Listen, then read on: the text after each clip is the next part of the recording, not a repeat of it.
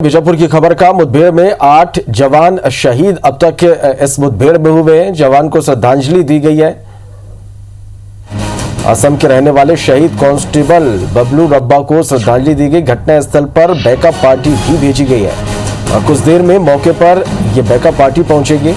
Bastar IG Sundarraj ने इसकी जानकारी दी है। घटना स्थल के आसपास नक्सलियों की बटालियन होने की आशंका है और बैकअप पार्टी सावधानी से आगे बढ़ रही है। तो बस्तर एक बार फिर नक्सल हमले से लहूलुहान हुआ है। बीजापुर के तर्रेम इलाके के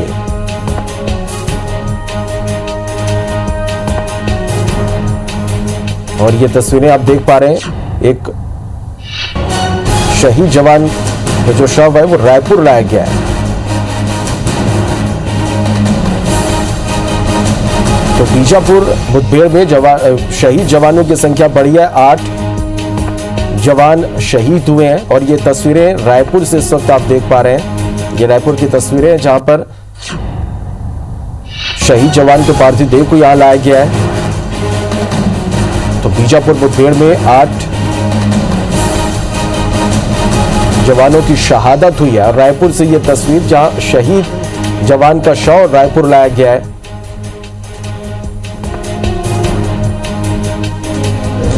बबलू राबा का यह पार्थिव शरीर कल नक्सलियों से मुठभेड़ में शहीद हुए हैं और उनके पार्थिव शरीर को रायपुर लाया गया है।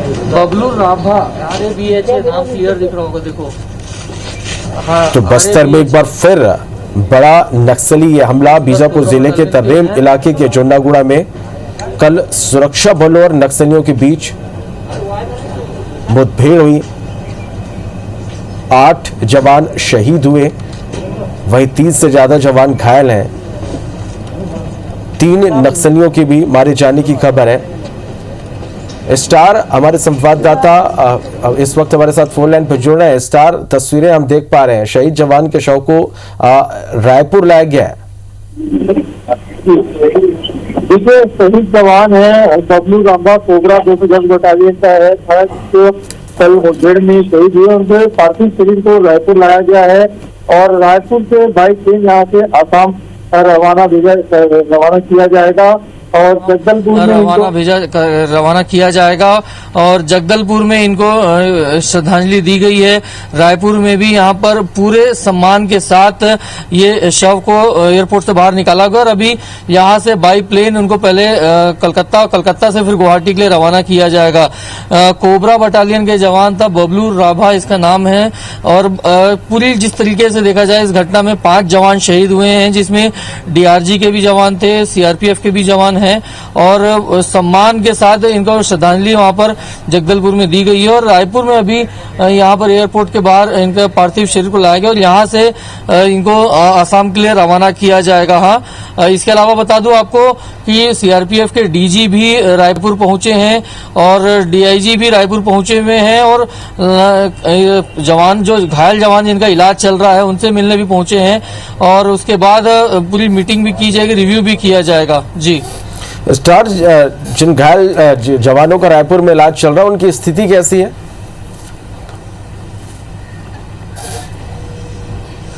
देखिए, जो जवान घायल हुए हैं उनका इलाज रायपुर में जारी है और जो जानकारी मिल पाई थी डॉक्टरों से कि फिलहाल उनकी कंडीशन स्टेबल है, लेकिन 48 घंटे का ऑब्जर्वेशन रखा गया है और उसके बाद ही कुछ कहा जाएगा। लेकिन फिलहाल स्थिति स्टेबल है और कुछ एक जवान को मल्टीपल इंजुरीज है, तो ऑब्जर्वेशन में रखा गया और ऑब्जर्वेशन के बाद ही कुछ स्थिति क्लियर हो पाएगी। लेकिन फिलहाल ये है कि जो लगातार जो जवान शहीद घायल हुए इसमें यहाँ काफी लंबी मुठभेड़ चली थी और इसमें कहीं ना कहीं सुरक्षा बलों को भी कामयाबी मिली है, जैसे इनपुट्स मिल रहे थे। और कहीं ना कहीं इरादा जो मजबूत है सुरक्षा बलों का, जिस वजह से ये घटना घुसकर नक्सलियों के साथ क्रॉस फायरिंग हुई है, उसमें करीब 30 जवान घायल हुए हैं और नक्सलियों को भी काफी कुछ नुकसान हुआ, ऐसी खबर आ रही है। और इस पूरी घटना के बाद जहां कुछ जवानों को जिनका इलाज जिनको कम घायल थे उनका इलाज बीजापुर में ही किया जा रहा है, कुछ को जगदलपुर में रेफर किया गया था और जो थोड़ा ज्यादा जवान घायल हुए थे जिनकी उनकी हालत थोड़ी ज्यादा खराब थी, उनको रायपुर लाया गया, रायपुर में इलाज शुरू किया गया है।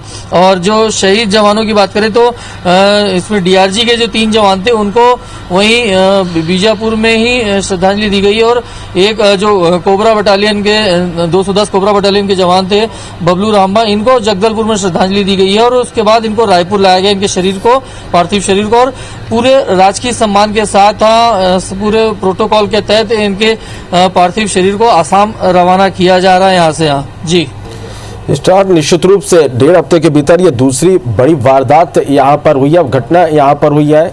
कहीं ना कहीं नक्सलियों की बौखलाहट है वो साफ तौर पर समझ में आ रही है।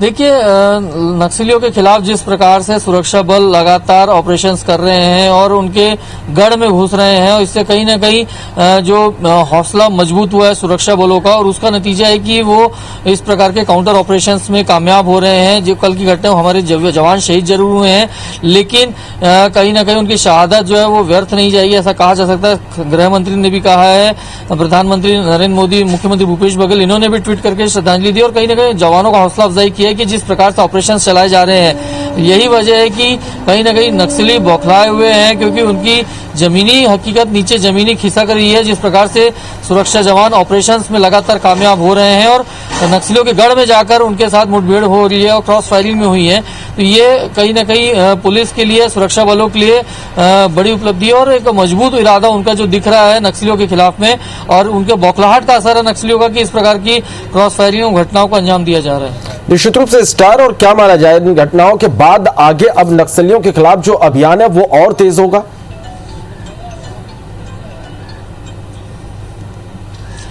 बिल्कुल, जिस प्रकार से पिछले कुछ समय से देखे हैं कि लगातार जो फोर्स है वो जंगलों में अंदर घोर नक्सल इलाके में घुस रही है और वहां पर उनको जाकर ऑपरेशन, सर्च ऑपरेशंस करके घेर के नक्सलियों के साथ लड़ाई लड़ी जा रही है। तो इससे साफ है कि आने वाले समय में जिस प्रकार से जवानों का मनोबल ऊंचा है अभी, और पिछले कुछ दिन पहले भी हमने देखा था कि एक मुठभेड़ हुई थी, उसमें भी क्रॉस फायरिंग हुई थी और दोनों तरफ ज्यादा नुकसान हुआ था। और इस बार भी यही देखने को मिला है कि नक्सलियों को भी काफी कुछ नुकसान हुआ है और प्लान्ड ऑपरेशंस था ये नक्सलियों के खिलाफ पैरामिलिट्री फोर्सेस और फोर्सेस का। आने वाले समय में काउंटर ऑपरेशंस और मजबूत होंगे और जिस प्रकार से जवानों का इरादा मजबूत है, पुलिस का इरादा मजबूत है, लगातार नक्सलियों के खिलाफ ऑपरेशन जारी है, तो हमें देखने को मिल सकता है कि और घोर इलाकों में फोर्स अंदर घुसेगी और नक्सलियों के खिलाफ ऑपरेशन करेंगे। यहाँ स्टार, पिछले दिनों हमने देखा कि नक्सलियों की ओर से वार्ता की बात कही है, लेकिन एक तरफ तो वार्ता की बात करते हैं, दूसरी तरफ इस तरह के हमले भी लगातार हो रहे हैं। किस तरह से समझे आखिर?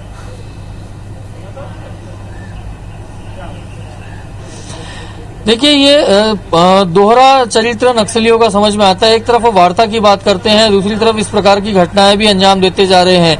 तो साफ है, पिछले बार हमने देखा था कि साफ संकेत सरकार ने कह दिया था कि आप वार्ता के लिए तैयार है, लेकिन पहले हथियार छोड़ने होंगे, हथियार डालने होंगे और उसके बाद वार्ता होगी। यहाँ वार्ता के लिए कभी कोई मना नहीं, लेकिन एक प्रकार से ये नक्सलियों का दोहरा चरित्र, एक तरफ वो वार्ता की बात करते हैं और जहां जैसे वार्ता के लिए माहौल बनता है इस प्रकार की घटनाओं को अंजाम देने लगते हैं। तो ये नक्सलियों का दोहरा चरित्र, और इस तरीके से कभी भी वार्ता संभव नहीं है। और जिस प्रकार से मूवमेंट लग रहा है, सरकार मजबूत है, साफ कि कहीं ना कहीं यदि इस तरीके का नक्सलियों का रवैया रहेगा तो फिर काउंटर ऑपरेशंस के अलावा कोई और चारा नहीं रहेगा और ऐसे स्थिति में वार्ता नहीं की जा सकती है। चलिए स्टार, आप नजर बना के रखिए, आपसे हम लगातार अपडेट लेंगे। फिलहाल के लिए बहुत शुक्रिया इस पूरी जानकारी के लिए।